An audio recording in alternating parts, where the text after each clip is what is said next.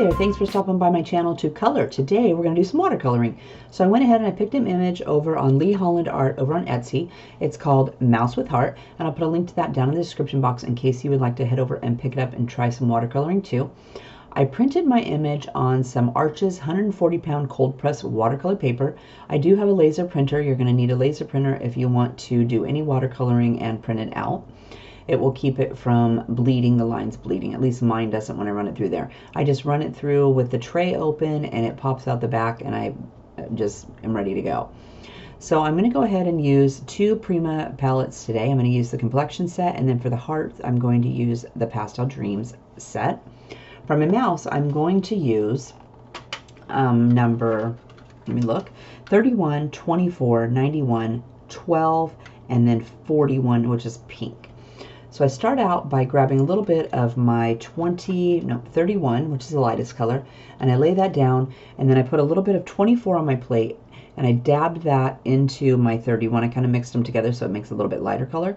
So I do 31, and then I grab a little bit of that mixed color, and then I grab just 24 on my brush, and then I grab 91 on top of that. I don't ever rinse my brush off till the end, so over here again, you start with 31, add a little bit of our mixed color, go with the 24, and then in the darkest parts I put 91.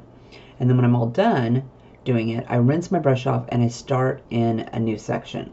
But I just keep picking up a little bit more paint on the end, and I did, after I dip it in the water, I tend to kind of sop up some of the water on a paper towel. I'm not that good at watercoloring yet, so it has a lot of water in there and I tend to make a big mess. So for me it's easier if I just dab it just a little bit, not too much, but suck some of the water back up and then use it like that.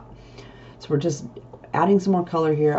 I try to skip around too so that you're not touching any spaces that are wet. You want it to dry a little bit or just be a little bit damp if you're going to add some more colors.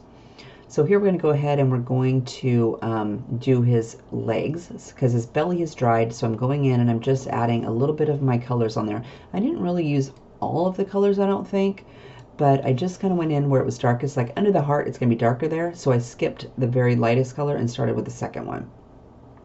Then we come in and we add a little bit of our 91 on the bottom just to darken it up. We'll go up here and we'll do his arm since it's dry up there.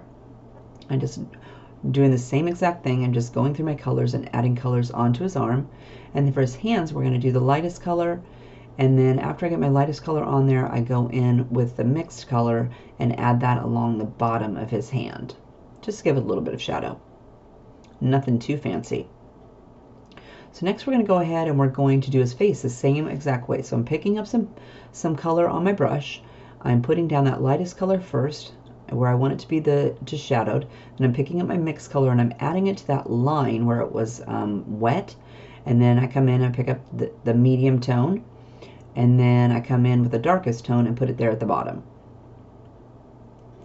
And then I'm going to rinse my brush off, and I'm going to add a little bit of pink to his tail. So we're going to put that in there so that'll have a chance to dry. And then I kind of let it, I don't want it to be wet when I'm working on it, so I kind of let it dry a little bit. Up here I decided it maybe needed a little bit more color because it's got a bunch of lines on there. I'm not really loving that and I'm trying to figure out how to fix it. So I'm going in with just a second coat too, also to darken it up a little bit. So just darkening it. It's kind of running there, but that's okay. I don't mind that. Go in here, add some more of this medium tone and some more of our mixed shade, and then we'll come in with our last color, which is the lightest one, and let that shade it in. So then I wandered off and I let it dry. This is actually the whole next day, and so I'm coming in with my colors again. I just reconstituted them with some water on my plate there, and then I'm adding some more paint on top of it. This time I'm going to do a little bit better job of blending. So I'm going to go with my lightest color, and then my mediums, and then my darkest, and kind of let it run across the entire bear's face so it's not quite so liney. I'm liking how it looks now. It's looking a lot better, but I definitely need to practice some more. And then I'm going to switch over here so we can work on our heart because it's not touching anything, so it'd be perfect to go ahead and start on that. So for our heart we are going to use colors 41, 40, and 39. So I'm just putting a little dab of each of those on my plate so that I can pick them up with my paintbrush, and if I need to mix them, I can just mix them on the plate. So I'm getting it wet first a little bit, and then I'm going to pick up my lightest color and I'm going to add it where I got it wet.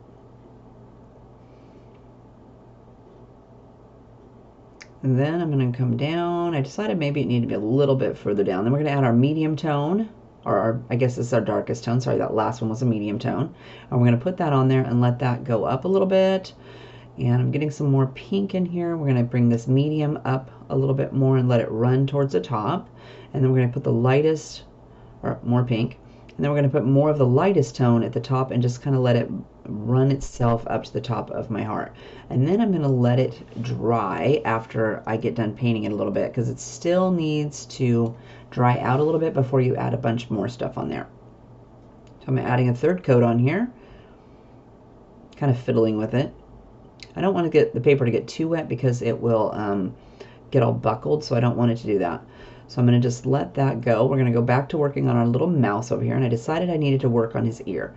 So we're going to do some of our light pink in his ear.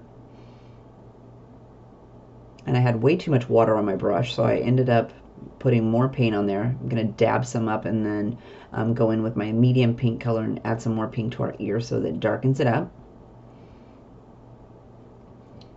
And you just keep adding it on and adding it on. Let it dry a little bit in between and then come back and add a little bit more.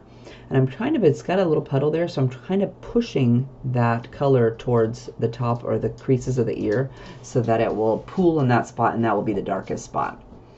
Now I'm fixing my heart. I'm adding a second coat after it's dried. Decided it should be a little bit darker there above his hand, so we're just bringing our dark pink over the top. We'll come in with our medium pink, and I'm kind of pulling it up towards the top of the heart so that we'll force it to run that direction. And then we'll come in with our lightest pink and let that go. So now I've walked off and I let it dry.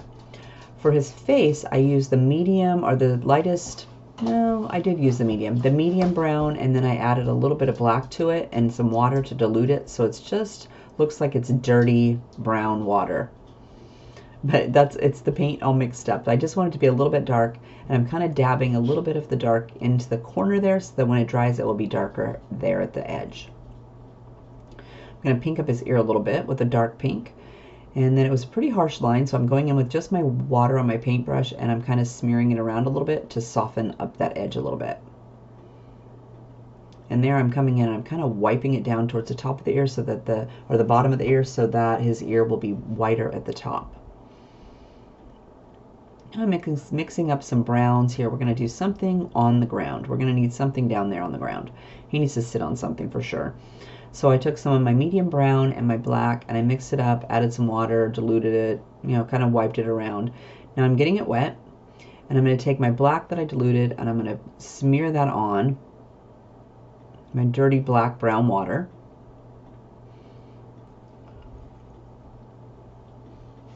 Now I'm going to add a little bit of a more shadow underneath of him, so I added a little bit more black to my dirty brown water, and I'm just going around his tail a little bit and underneath of his feet.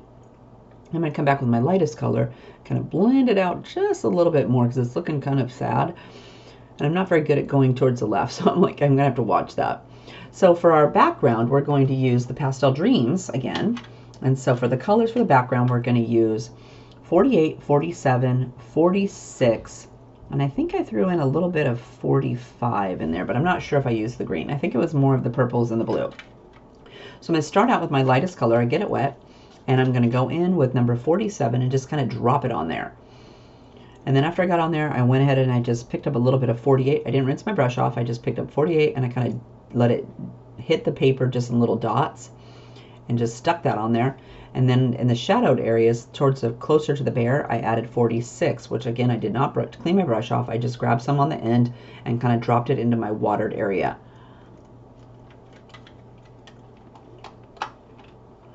It gave it a nice little shadow around the outside without being too stark. And then I went ahead and I just kind of dropped in more purple over here, and I kind of let it droop out, kind of pulled some wet water away from it so that it would kind of run away from my image a little bit and pool towards the outside. Nothing fancy, I just wanted it to be a little bit darker on the outside. I'm going in and adding a little bit more shadows there in the little creases and some more purple because I thought that would look really pretty. It's very subtle when you look at the card when it's all finished, but it is to have a little bit of a background on there. I decided I better not forget to do his nose, so I just took my black paint and I did a couple little hairs in his ears, and then I colored his eyes back in because I couldn't see them very well. Now I'm going to go ahead and grab some of my purple and the darker blue, and I'm just going to splatter my paint onto my little surface there. So I'm just holding the paper towel over my image so that I can splatter it on there and make little dots. I thought that would make it look a little more interesting, and I'm just wiping the background up there because I got some splatters up there and I didn't want the back to have splatters on it. I also decided I'd do a little bit of some diluted black, so it's kind of a gray color. Here we go. We're going to go ahead and remove our tape from our image, and then we're going to stamp a sentiment on there. So our sentiment is from the CC Designs Bubble Word Sentiment, and I'll put a link to that and the die down in the description box. It is for sale in my store, and it is on sale because I'm trying to get rid of it. So if you want one, head over and pick it up. I'm going to stamp it using my Tim Holtz Stamp-A-Majig, or stamp platform, and I'm using some VersaFine Onyx black ink. I love doing this because you can stamp it multiple times, and I had to stamp it 3 times to make it a nice crisp image. So anyway, that's going to do it for watercoloring today. I hope you had fun. If you have a question, leave me a comment down below and I'll make sure to get back to you. Don't forget to hit the thumbs up button if you enjoyed the video. Otherwise, I'll see you next time. Have a great day. Bye-bye.